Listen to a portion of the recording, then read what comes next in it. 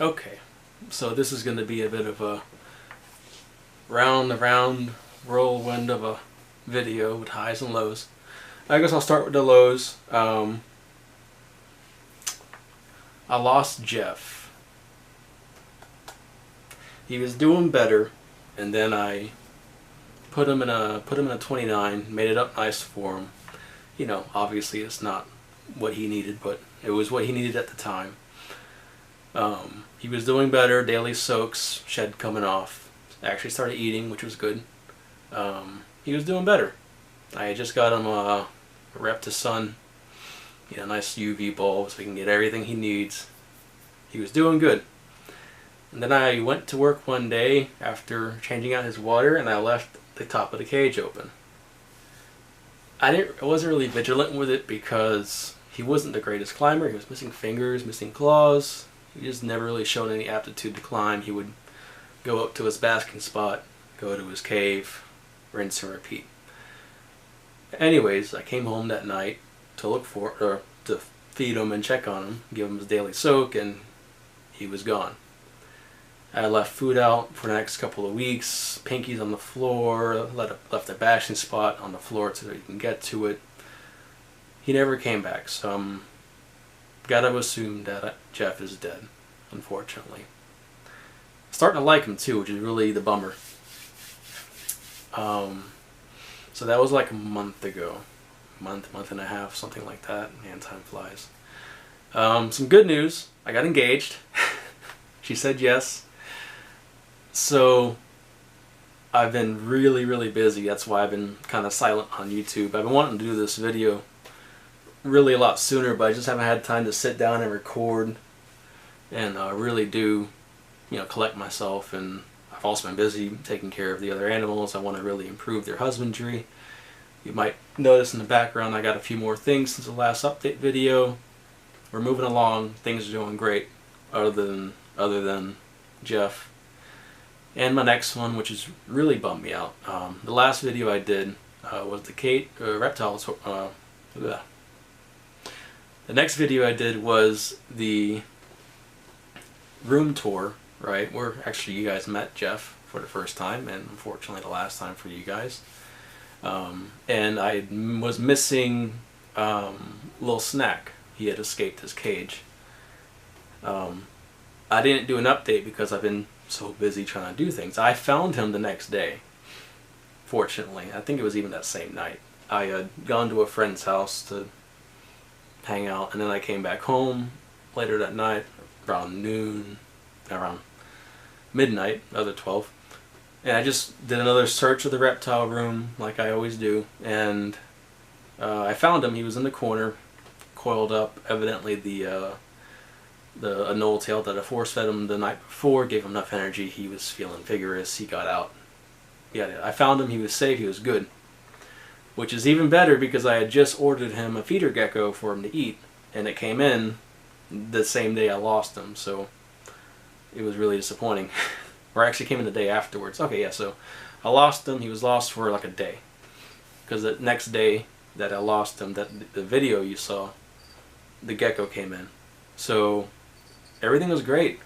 I put him back in his cage. I got him set up, and then I put the feeder anole in there, and I just let him be because he's a problem eater. He's very young. I didn't want to stress him out, so I just put the gecko in there, and I'll let nature take its course. The next morning, I woke up and he had wrapped it. I was so happy. He had wrapped it himself. He had suffocated, killed it, and then I came home that afternoon, and he had a nice big lump in his belly. I was ecstatic. It was great. He actually ate on his own. It was super cool. Frustrating that I had to order a gecko online, especially for him, but it is what it is when you have problem feeders. So I was super happy. If you follow me on Instagram, you saw that story. And I was like, sweet, you know, this will give him lots of nourishment. Hopefully he'll grow a little bit. He did grow a little bit, actually. He was more active, all that good stuff. So the next following weeks, I started trying back on pinkies. I would hand-pick the smallest pinky I could, made sure it was live, and I started doing different scenting techniques. So I tried once with the anole poo, And I tried the poo and the urates, and I tried rubbing the pinky on the urates and scenting it. I didn't poke him with it. I just put it in the enclosure with him, left it overnight. No dice, he didn't take it. So that was 1 week down. The next week I tried frog. The local pet store has a bunch of different frogs, so I tried a frog that wasn't poisonous, you know, a toad. Took the water that it was soaking out of, rubbed that on the pinky, got it nice and juicy. Again, he didn't take it. And then the next week I tried skink. I think it was skink poo and urates, and I made a slurry of water and I sloshed a pinky around in that, tried that, and then I was like, alright, well, he's not taking it. I told my pet store, go ahead and order some feeder geckos for me, in case this doesn't go. That was when I did the skink scenting. And so, yeah, so she ordered the geckos. The geckos didn't come the first week, and so I said, oh crap, well, let me try again with the skink or another scenting. So I tried another week with the scenting. He didn't take it, and he had gone longer without food. Long story short, he either starved to death or the parasites within the gecko got to him. That's my bad. I should have treated him after eating the gecko for worms, because geckos carry worms because they eat insects and insects carry worms. It's a whole thing. So I should have treated him for the worms. I did not, and yeah, he perished. I found him, his body was collapsed in on itself, that he was in a spiral. So that was depressing. So that's the bad news. And the good news is I'm making progress on everything else. I'm working on upping the husbandry and everything else, and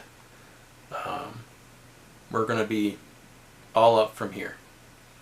No more mistakes. And if we do, make sure we learn from them. I learned, one, make double sure you know the seller you're buying from. Underground Reptiles, I'm looking at you.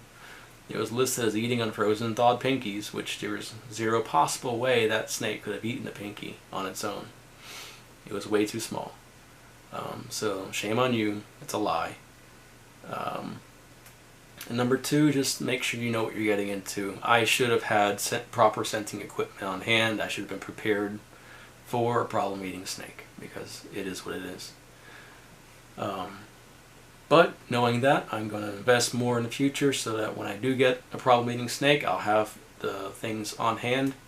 I don't plan to get really that many more species right now. I'm kind of good where I'm at, between planning a wedding and trying to get the reptile room more self-sufficient, more streamlined. It's still kind of a mess. So that's where we're at. We're still moving forward. I've got a lot of good projects to show you guys.